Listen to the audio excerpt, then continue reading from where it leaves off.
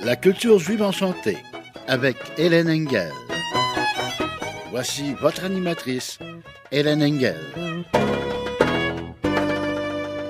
Bonsoir à tous, shalom les koulam. Aujourd'hui, la culture juive enchantée va vous proposer un petit tour dans la musique judéo-espagnole avec deux artistes qui ont une approche particulière. Le premier s'appelle Guy Mendilov. En fait, il s'agit du Guy Mendilov Ensemble, constitué de 5 musiciens. Ce sont tous des musiciens expérimentés, ayant une formation classique, mais l'enrichissant de leurs couleurs. Ce groupe a fait 4 enregistrements et propose des spectacles multimédia. Ils sont très impliqués dans l'éducation, la transmission et le partage. Je vais surtout vous parler de leur prochain spectacle intitulé The Forgotten Kingdom, Sand Stories, soit Le Royaume oublié, Histoire en sable. Pour cela, ils ont utilisé des chansons judéo-espagnoles, ce qui est le dada du leader du groupe. Pour ce spectacle, ils se sont aussi associés avec l'artiste Ksenia Simonova, qui dessine sur le sable, d'où le titre Sand Stories, qui ne se traduit pas vraiment bien en français. L'album, avec les musiques, est sorti en 2017 et le spectacle est en cours de réalisation et sera prêt cet hiver. Je vous propose de les découvrir avec la chanson Mancebo del Dor, qu'on peut traduire par « un homme moderne ». L'instrumentation est intéressante. Essayez de deviner quel est l'instrument qui joue dans l'aigu.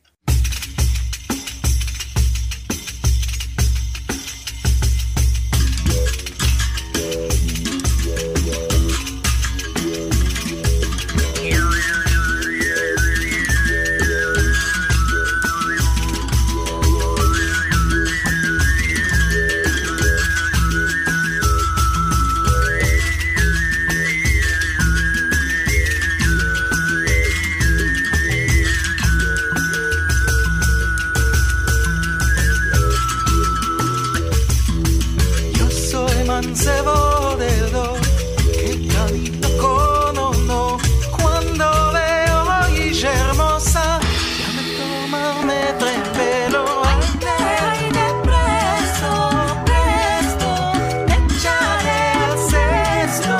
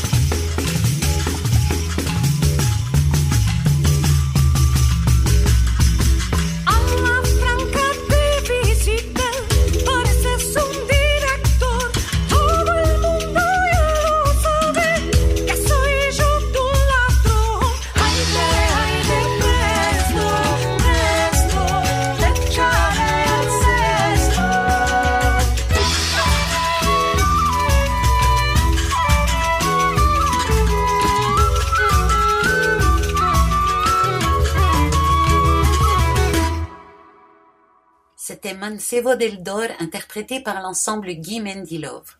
Avez-vous deviné ce qui donne ce son aigu ? En fait, c'était une question piège, car c'est la voix qui utilise la technique de chant en harmonique.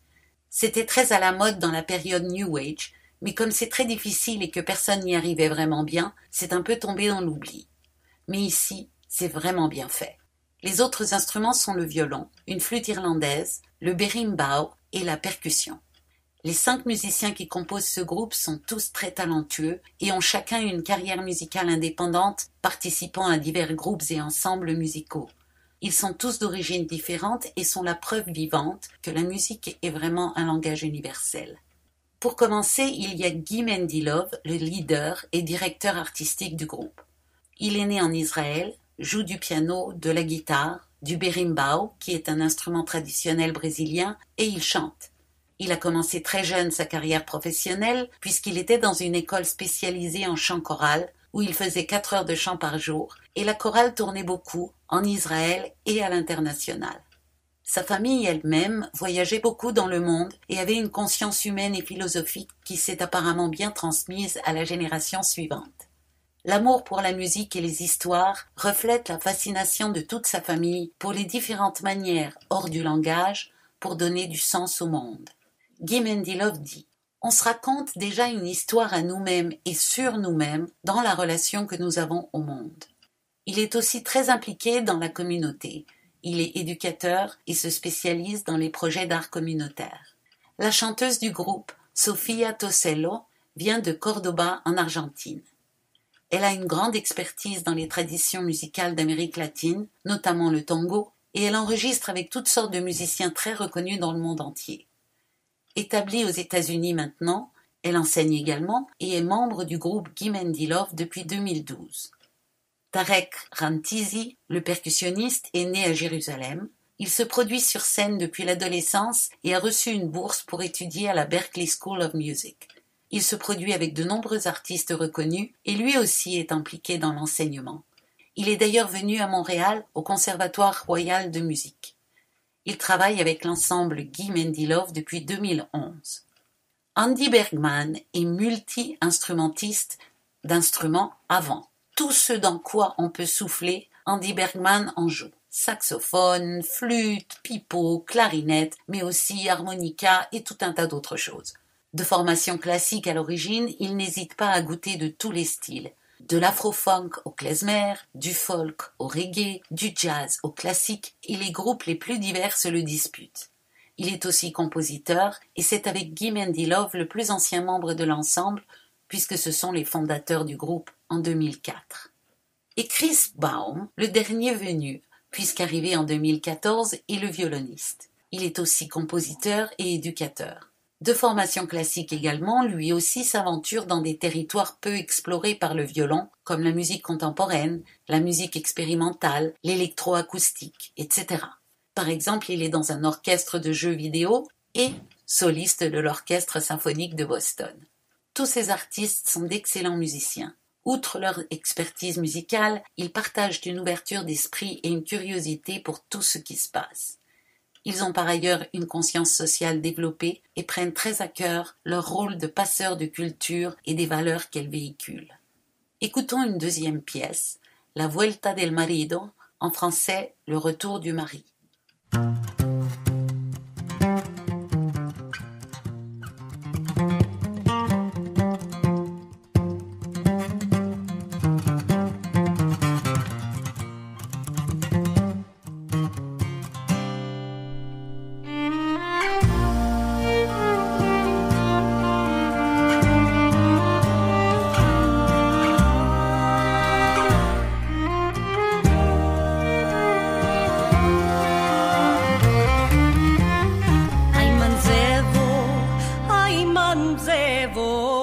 ai manzeva i tangianti, si affranzia vosirias, al mio amor saludes. Si affranzia vosirias, al mio amor saludes. ¿Cómo lo saludaría sin poderlo conocer? ¿Cómo lo saludaría sin poderlo conocer? Él es alto como el pino y derecho como un fener.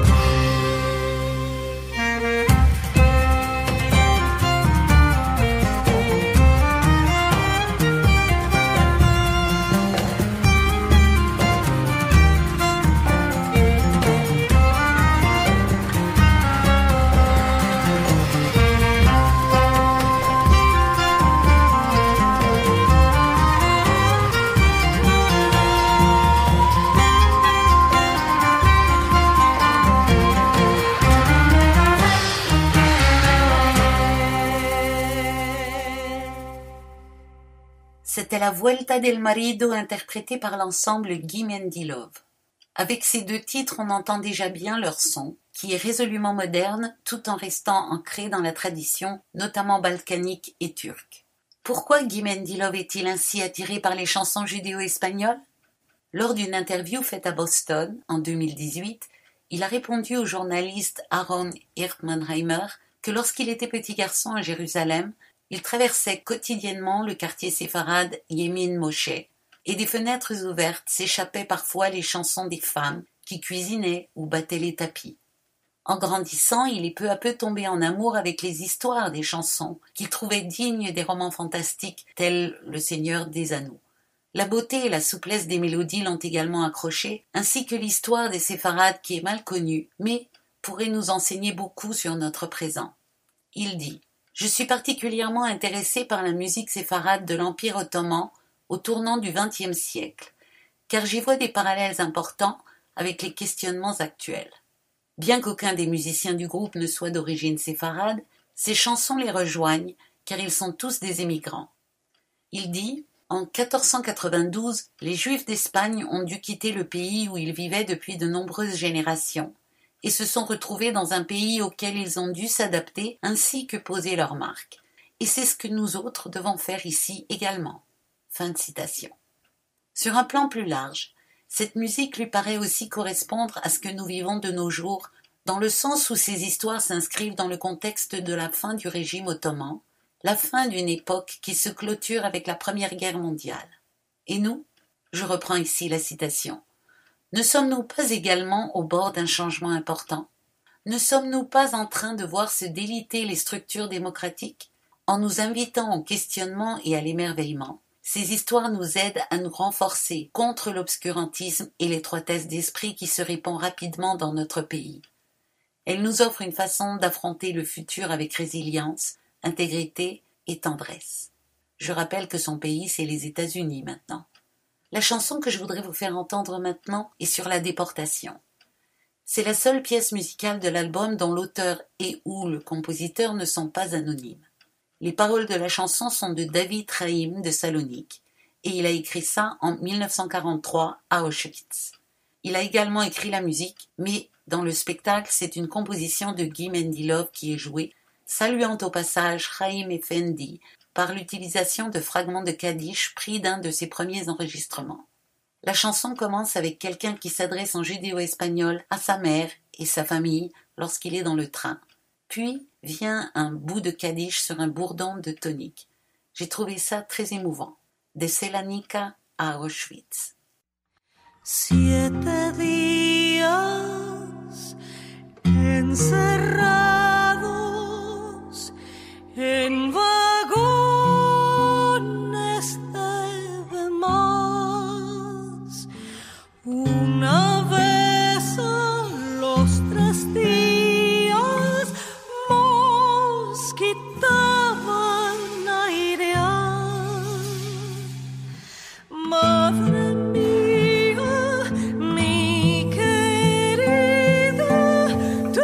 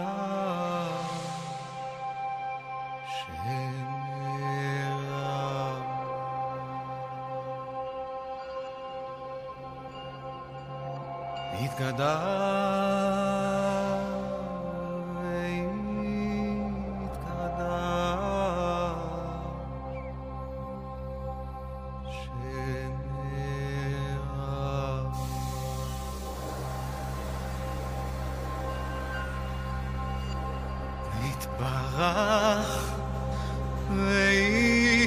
וישתבח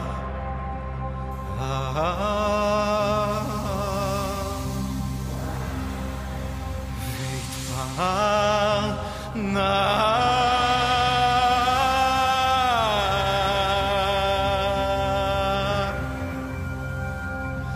ויתרומם ויתנשא ויתהדר ויתהלל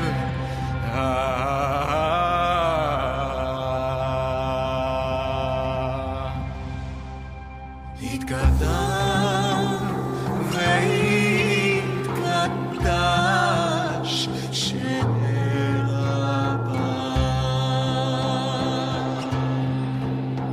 יתקדם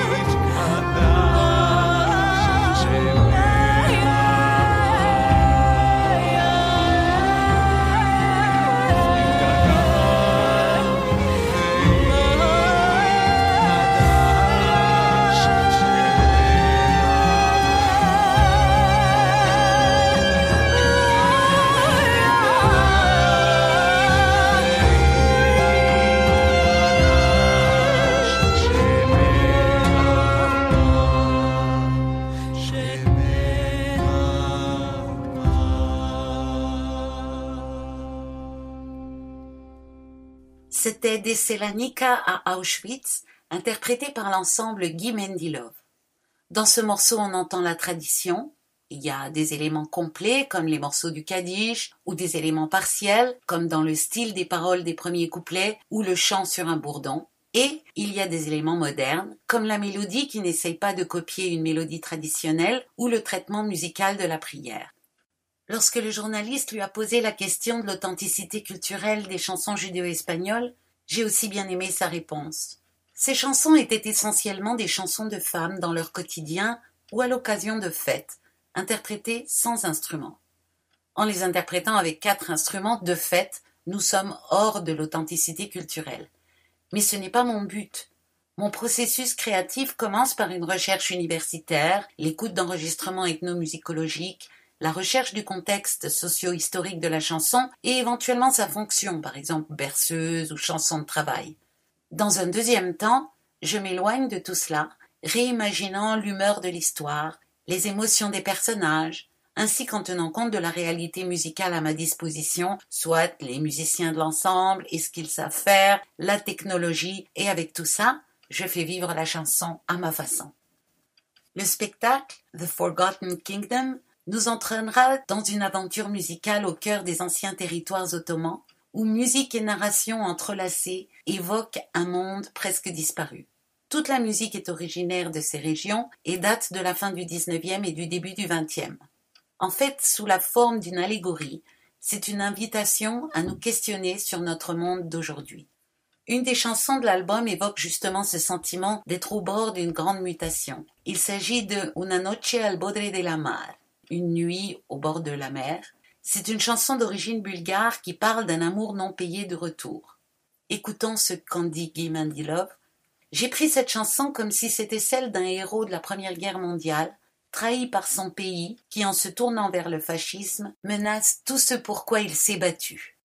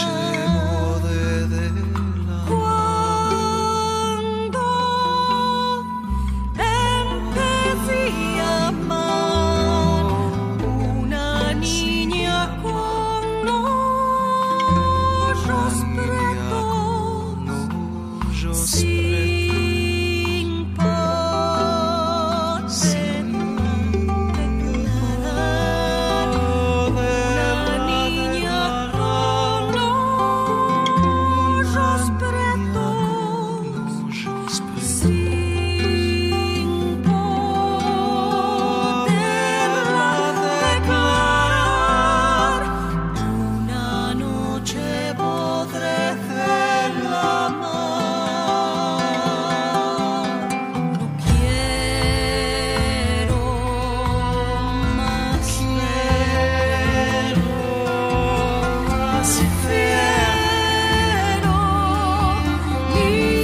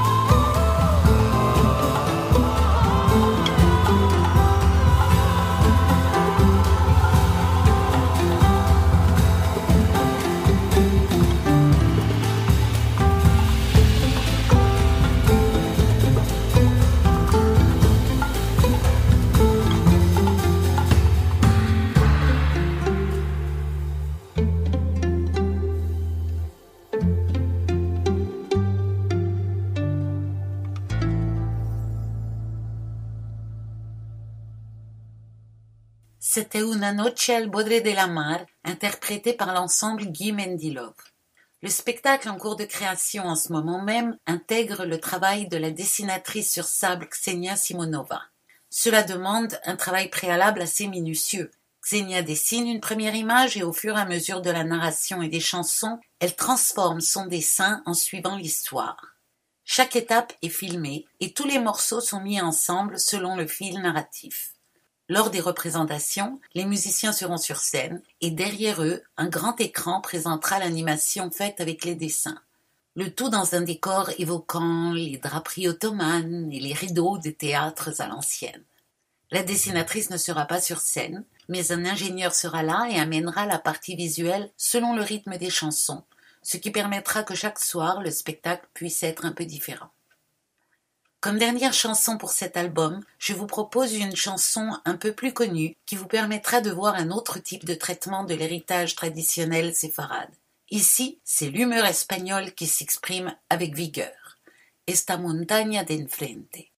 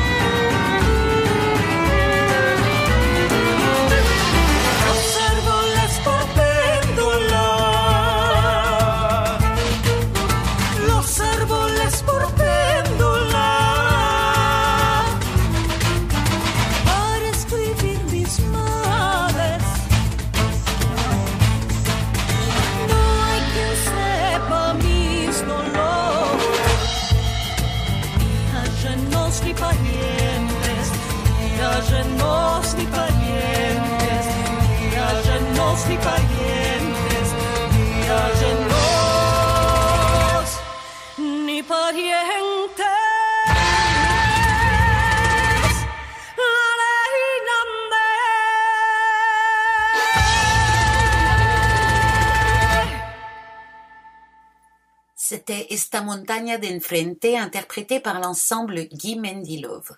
Je vous rappelle les références de cet album, The Forgotten Kingdom, par l'ensemble Guy Mendilove, qui s'écrit M-E-N-D-I-L-O-W.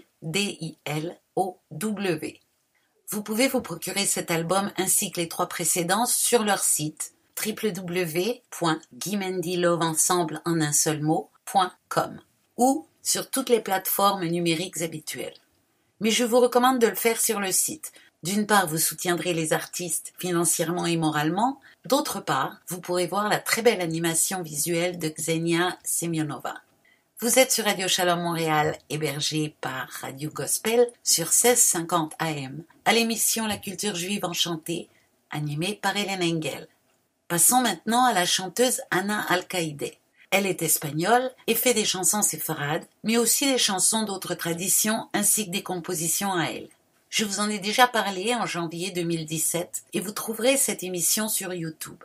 L'album Leyenda que nous allons survoler aujourd'hui est sorti en 2016 et s'intéresse aux femmes dans les légendes et mythologies d'Espagne, d'Europe et de divers endroits du monde. Anna Alcaide explique que pour elle, les légendes sont une clé pour comprendre une sagesse ancienne, sculptée dans la conscience collective des peuples. L'essence de ces histoires est archétypale et se reflète dans toutes sortes de contes, histoires, chansons, mythologies, rappelant ainsi à notre conscience notre besoin d'exprimer les mêmes préoccupations, quel que soit le temps, quel que soit le lieu. C'est d'ailleurs ce qu'elle dit dans la chanson titre de l'album, Leyenda, qui est une composition de Anna Alcaide, sur une poésie de Beatriz Moreno Cervera.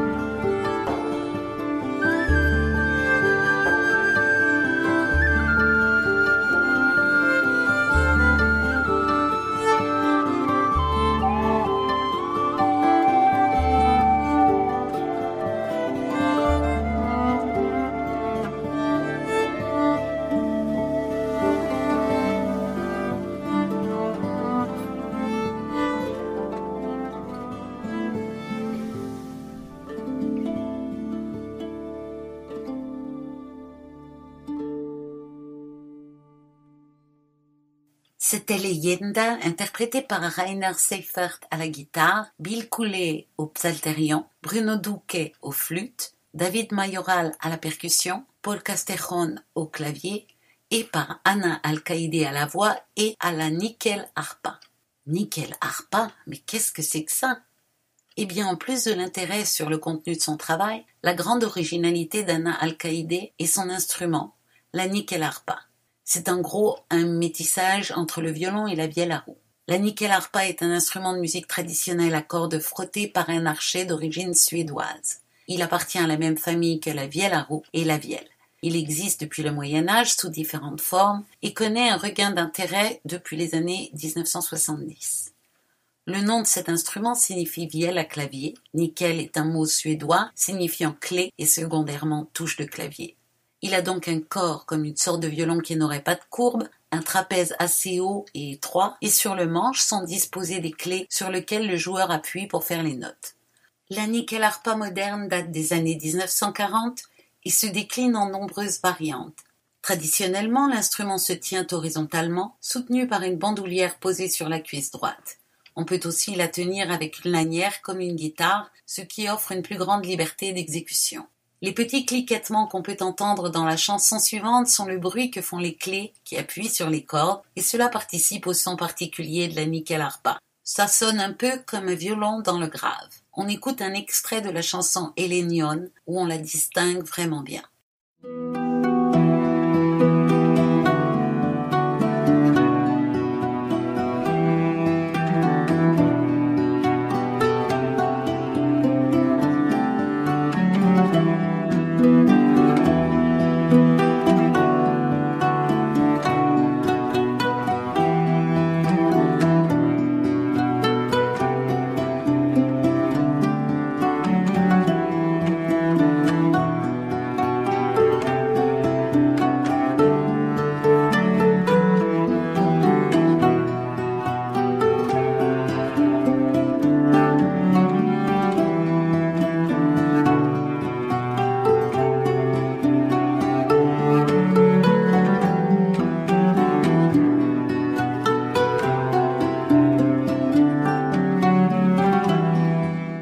C'était un extrait de Elenion, et ce qui sonne un peu comme un violoncelle ou un violon grave est la nickel harpa de Ana Alcaide. Selon les chansons, la couleur musicale est tantôt celtique, balkanique, espagnole ou séfarade, évoquant le Moyen-Âge, et en même temps, elle ne tourne pas le dos à la modernité. Elle fait penser à un mélange de Lauren McKennitt, Enya et Björk. Ce dernier album est un album féministe dans le sens descriptif du terme. Ce n'est pas un manifeste militant ni une ode à la féminité. Il s'inspire donc de toutes sortes de mythes et de légendes évoquant la femme et son pouvoir, sa part de lumière comme sa part d'ombre. Ana Alcaide est une chanteuse de Tolède qui a commencé par étudier la biologie et c'est en voyageant en Suède au cours de ses études qu'elle découvre la nickel harpa et tombe en amour avec. Sa musique, surtout à ses débuts, était inspirée par l'histoire des séfarades et celle de sa ville, Tolède, où il y avait une communauté juive florissante pendant plusieurs siècles. Elle fait des spectacles à travers l'Espagne, chantant les chansons séfarades avec sa nickel harpa et enregistre 2 albums, dont Como la luna y el sol en 2008. Là, elle exprime un petit peu comment la connexion entre le peuple judéo-espagnol et séfarade, soit l'Espagne, représente le sens de la perte et la recherche constante de ce qui est aimé et inaccessible. Leur histoire est semblable à celle de tous ceux qui ont dû abandonner tout ce qu'ils aimaient comme prix de leur liberté. Nous connaissons cela très bien puisque la naissance du peuple juif est en elle-même une bataille pour la liberté. Mais il y en a eu bien d'autres et il y en a encore bien d'autres de nos jours. En plus du répertoire, cette sensibilité à l'histoire des séfarades et à ce qu'elle peut nous dire de nous et d'aujourd'hui est un des liens que je ressens entre le travail des 2 artistes dont je vous parle aujourd'hui, Guy Mendilove et Ana Alcaide. Mais revenons à la carrière d'Ana Alcaide. La reconnaissance internationale est arrivée avec son 3e album, enregistré en 2012, intitulé La Cantiga del Fuego. À partir de là, Ana Alcaide élargit son domaine d'inspiration et compose ses propres chansons. Mais elle va aussi chercher de l'inspiration dans d'autres cultures, comme en témoigne un de ses albums intitulé Gotra Sawala Ensemble, enregistré en 2015 à Java en Indonésie, après un travail d'échange avec des musiciens locaux. Puis en 2016 vient Leyenda, l'album que nous découvrons ensemble aujourd'hui. La chanson qu'on va entendre maintenant s'intitule Diosa Luoyen et c'est une sorte de métaphore qui explique la fin de la liberté des femmes, inspirée par une ancienne légende chinoise. La déesse Luolayen pouvait voler, mais son fiancé n'aimait pas tellement ça. Il a demandé conseil aux sages de la tribu, des hommes bien sûr, comment l'en empêcher. Ils ont conseillé une ceinture spéciale, et la légende dit qu'à partir du moment où elle a porté cette ceinture, Luolayen n'a plus pu voler et a dû rester à la maison, se languissant de sa vie d'avant.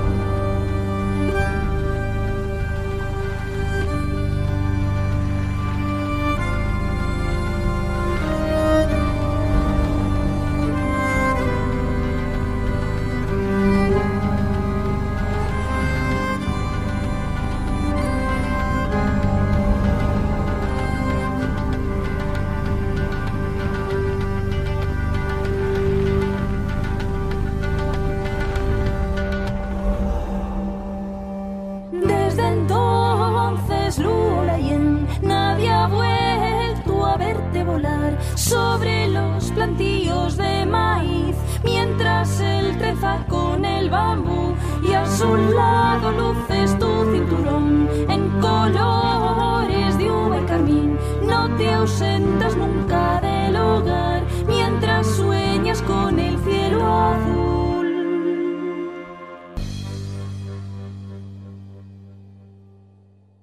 C'était Diosa Luolayen, interprétée par Anna Al-Qaïdé et ses musiciens. Une des choses que j'aime dans sa démarche, c'est que sa musique fait un peu l'inverse de ce que fait un immigrant. Je m'explique. Un musicien qui arrive dans un pays va faire sa musique et l'adapter tranquillement au style local. Un immigrant dans un nouveau pays va faire la même chose, il adapte ses habitudes au mode de vie de son pays d'accueil. Anna Al-Qaïdé, elle, a été chercher un instrument complètement étranger à l'Espagne et sans doute aux Juifs, et elle l'a fait rentrer dans la musique traditionnelle des Juifs d'Espagne. Ce serait un peu comme faire du rock'n'roll avec une cornemuse ou du jazz avec une vielle à roue. Ça se peut, ça se fait, mais c'est rare. Et moi j'aime ça.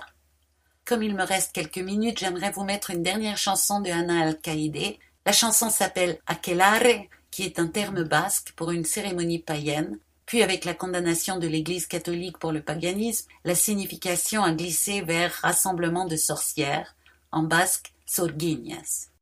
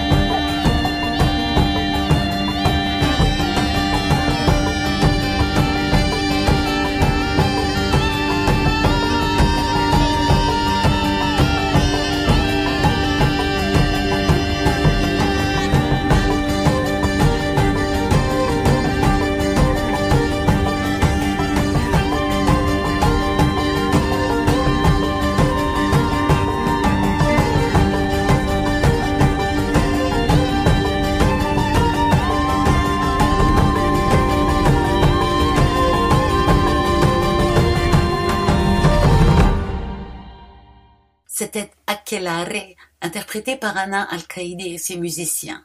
Je vous rappelle les références de cet album. Il s'intitule Leyenda. Il est sorti en 2016 et vous le trouverez sur le site de la chanteuse Ana Alcaide, www.anaalcaide en un seul mot, ANAALCAIDE.com. Revenons aujourd'hui et au Québec où nous sommes au début du déconfinement et rejoignons un quatuor de jeunes gens très sympathiques et talentueux qui nous présentent leur album tout neuf, sorti en juin 2020. Je parle du groupe Quartz. Quartz est un groupe pop a cappella formé en mars 2010 à Trois-Rivières au Québec. À l'origine, le quatuor vocal est composé de 4 jeunes gens qui se connaissaient pour avoir chanté ensemble dans la chorale des petits chanteurs de Trois-Rivières. Lorsque le succès arrive autour de 2013, 2 des membres préféreront se retirer et maintenant le groupe est composé de Louis-Alexandre Beauchemin, Philippe Courchaine-Leboeuf, François Fadeux Dubé et François Potier-Bouchard. Leur spectacle de variété est un croisement entre humour et musique. Je les ai vus à ZooFest et je les avais beaucoup aimés. En 2012, leur nouveau metteur en scène, Serge Postigo, produit avec eux 2 spectacles qui vont tourner au Québec et en Ontario et dans les Maritimes, ainsi que dans la francophonie européenne. Leur premier album, intitulé Acapella 101, sort en 2016 et est entièrement composé de chansons québécoises et françaises. On va des colloques à Mika en passant par les Sœurs Boulay et Charles Aznavour. Du coup, on comprend et accepte mieux que l'album dont nous parlons aujourd'hui soit entièrement en anglais. On y retrouve 12 chansons qui sont des reprises de grands succès tels que Bohemian Rhapsody de Queen ou Alléluia de Leonard Cohen. C'est très bien fait musicalement et c'est vraiment un bel album très agréable à écouter. Ma seule réserve est d'ordre théorique, c'est un 2e album fait pour aller séduire les anglophones, donc un album où on ne prend pas de risque artistique ou social, entièrement en anglais sauf une seule chanson de Harmonium.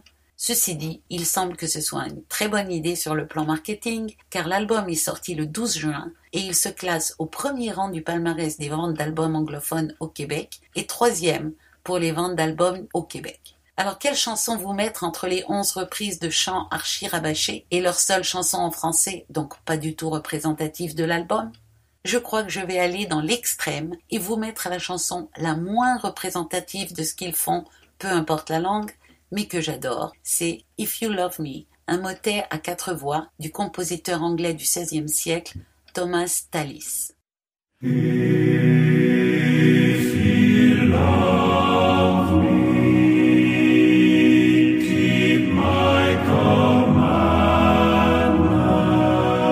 and I will take